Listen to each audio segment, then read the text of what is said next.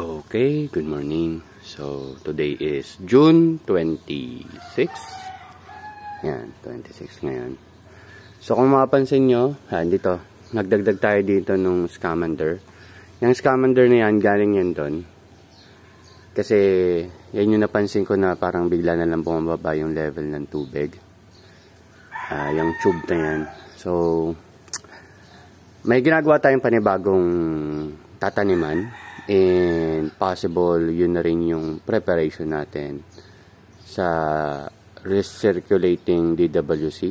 Hindi naman talaga siguro DWC kasi hindi ako mag-aerator. Pero recirculating. Sa ngayon, yung container pa lang nagawa ko. Pero malaki yung potential para sa akin. Makikita nyo na rin siguro yung design. Kung ma-setup ko ngayong araw, bukas makikita nyo na yung itsura nun. Ano naman siya, styroboard yung pinaka-top niya, pero yung body niya is yung tuna boxes natin. Okay, so kahapon, nagdilig-dilig lang naman tayo dito. And since nag-uulan, marami namang na-stock na tubig dito, tsaka dun sa kabila. Yun. And moving forward, baka lagyan din natin to ng tawag dito mga styro boxes. Pag naging successful yun nga yung isang setup natin na itetest run na natin. Okay? So, ito yung mga alaga natin. Ito yata 6'4 to eh. 6'4. Ito 6'3. Ito ay ano ba to? 6'6. Ayan, 6'6. Dito yung sa kabila. So, itong mga ganitong label ko, medyo rumurupok na. So, pag tagal-tagal pala, hindi rin siya gaanong tatagal. Kasi mabibili din siya sa araw, ulan, ganyan. Init, lamig. Rumurupok na siya, madali na siya maputol. Kasi ito, yung 613 sa bahay ng kabila. So, ito, ang daming bulaklak. Mas maganda yung pagkakabulaklak nila dito sa pwesto na to kumpara doon sa kabila. Okay, wait lang. Okay, so ayan. Ito ay 613 din kasama ng Scamander. Yung sinasabi kong problema dito is yan, bigla na lang bumababa yung tubig dito. Kasi sa stage nila ngayon, medyo bata pa sila. Ang naiisip kong nangyayari, since tumatama yung ugat nito, ng mga to, isa dyan, sinisip-sip niya yung tubig, tas nailalabas niya dito sa gilid. Yan, tumutulog dito sa gilid hanggang maubos. Yung mga nandito, especially yung Scamander natin, konti or maliit pa yung ugat, yung root development nila hindi pa ganun ka-establish. Kaya nilipat ko sila. Gusto ko nga sana ilipat tong mga to, itong tatlo, kaso napansin ko mukhang okay naman sila dito. Pero yon, moving forward, kaya gumawa ko ng panibagong container na makikita nyo na is either bukas o sa susunod na araw. Basta i-set up natin yon. Makilagay ko yun dito. Yan, pa ganyan. Yan. Pero 14 holes lang yon. Yun nga, tulad ng ginawa ko yung adjustment na yon kasi ito nga parang medyo masikip. Pero yon ay 14 holes. So yun, tingnan natin dito. And kung effective din naman yon, pwedeng palitan natin yung mga takip nito, gawin natin ganun. Pero sa ngayon, hindi ko pa naman nakikitang gagawin ko yung ganung setup. Yan. Depende sa result na rin siguro. So ito yung May 27 natin. So ngayon ay 26. So going 1 month na sila. For a month, I would say better or maganda yung result na yan. And ang kakaiba kasi dito sa setup na to, ito kasi more on set and forget. Dito sa setup natin dito ay mostly nire-refillan ko talaga sila. So from time to time, biglang umaangat talaga yung level ng nutrient solution and masusok talaga yung ugat nila sa nutrient solution. Kaya siguro parang mas nagagandahan ako sa paglaki nila, to be honest. Yan. So ito, ang dami. Ito baka i-harvest ko na rin to soon enough, siguro bukas or sa susunod. Masyadong siyang tumataas. And gumawa ulit ako ng kimchi na lettuce. Romaine lettuce ang ginamit ko. Mukhang okay naman. Pero ito kasi ito may mga issue yan eh. Pero i-harvest na rin natin yan today para malinis ko na yung container. And confirm na rin na dito talaga yung lake. Ayan, makita mo mga puti-puti. Tsaka yung container niya kahapon, nakita ko may mga specs ng tulo, unti-unting tulo. Ayan. Yung puti-puti na yan, galing yan dun sa, palagay ko yung nutrient B. Ayan. Tapos, yung bell pepper natin ay tinitigil na natin unti-unti. So, hindi na natin itutuloy yan. But, marami tayong natutunan.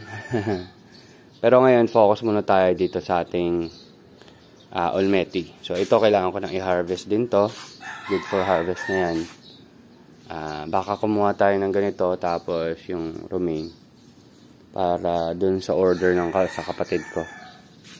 Ito yung mga 20. So, more than a month na to. Pero ang trajectory ng harvest natin yan is mga July 5 pa. Ayun, yun yung pang end of June. Ganda na itsura talaga. Ito, May 30. Kasi nilalagyan ko na rin ng date. 11. Dati, 2 days yung pagitan. Ito yung Tuesday, Thursday, tapos Thursday. Yun yung setup natin dati. Pero ngayon, every Tuesday na lang tayo magtatanim. Every Friday tayo magta-transfer. In between nun ay yun yung gagawin nating preparation ng mga containers. So yun, hindi ko na nga maayos na ano. Nilipat ko lang kasi yung isa may leak. Tapos ito yun. Yan yung, ay hindi yan yung may leak. Nasaan yung may leak? Nasaan yung may leak?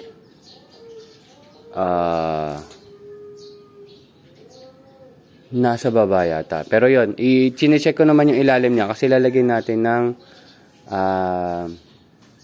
tawag dito waterproofing. Yan. Sorry, tagal.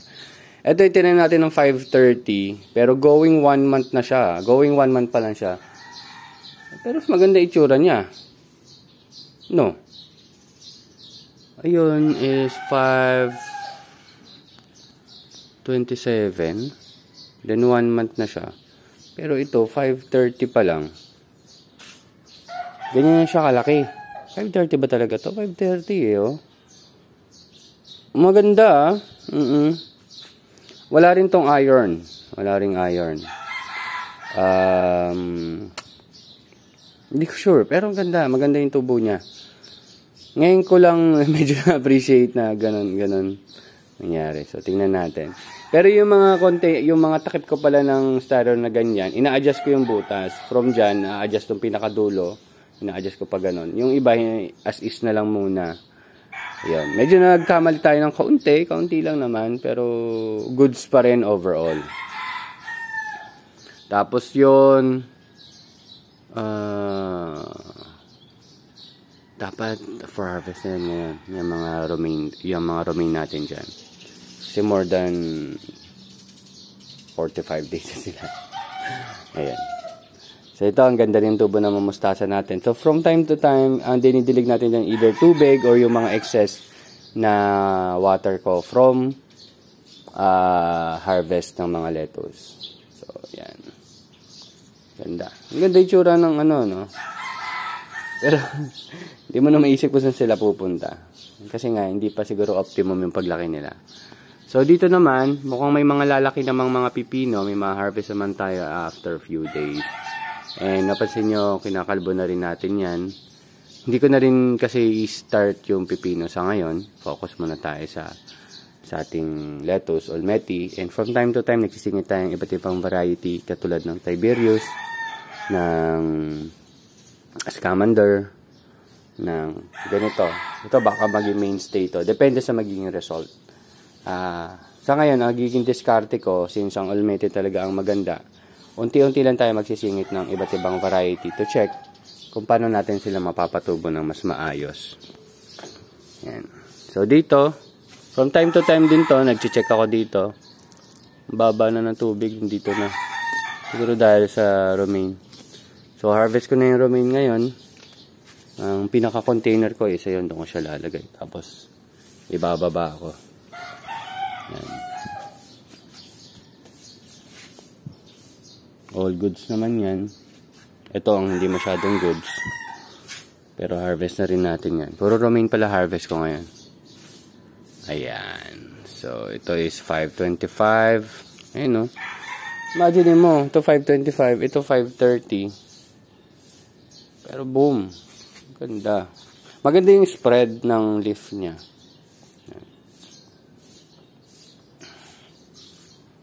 So, ngayon ay mga mag-aalas 6 pa lang naman. Kaya medyo okay pa mag-harvest.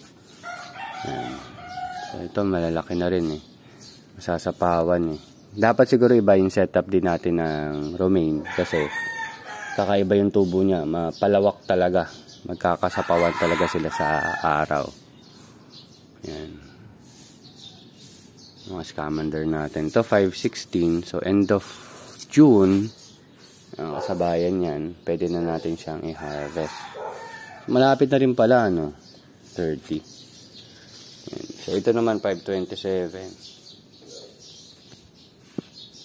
527, ito yung 530. Ganda, no? Kasi may nakikita rin ako ibang tubo within 1 month after seeding. Hindi naman ganyang kalaki. So, yun. So, hopefully, pero kasi attributed yan sa ganda ng ugat nila. Based on my observations, nasa ugat talaga yung sagot. Kung maganda yung ugat nila nung from seedlings, tinransfer mo, mostly magiging mas maganda pa rin yung growth nila moving forward. Okay? So, yun lang naman. Wala na tayo masyadong i-discuss dito. Pero hopefully makita niyo yung mga bagong setup natin. Tapos ito, on preparation na to kasi by Friday, 45 heads at least yung ililipat natin. And sabihin ko lang sa inyo, yung tatanim ko sa Friday, dapat 54 yon, dapat lahat yun buo. Pero kasi parang may nananalasa na naman sa aking indoor seedlings. Kaya may 4 na yatang nalagas. Nung nakaraan 2, sumunod na araw, naging 3 na sila. Tapos ngayon, pagising ko, 4 na yung nawala. So mukhang hindi naman siya daga, pero may nakita kong malaking gagamba. Yung brown yung kamay na malaki. Hindi ko naman siya pinapatay. Ayaw kong siya patayin. Ayun. Pero hopefully magawa natin ng paraan. Baka kukuha ko ng mga screens dito. Tapos yun yung ipapalibot ko dun sa indoor growing area ko. Yan. Bakit ang net shade? Tanggalin ko na lang din muna. Hindi naman talaga siya net shade. Hindi ko naman siya nagawa talaga net shade. Hindi ko sure kung nakatulong din siya. Pero tatanggalin na rin natin siya. So yan. So moving forward, ito magiging pahaba na. So ito madadagdagan pa to ng 4 na styro boxes. Tapos dito yung 2 yan, i-adjust natin dito. Yan, dyan. Basta may madadaanan pa ako doon. So, dito sila banda. Then, dito, magkakaroon tayo dito ng mga excess. Tapos, ang setup niya,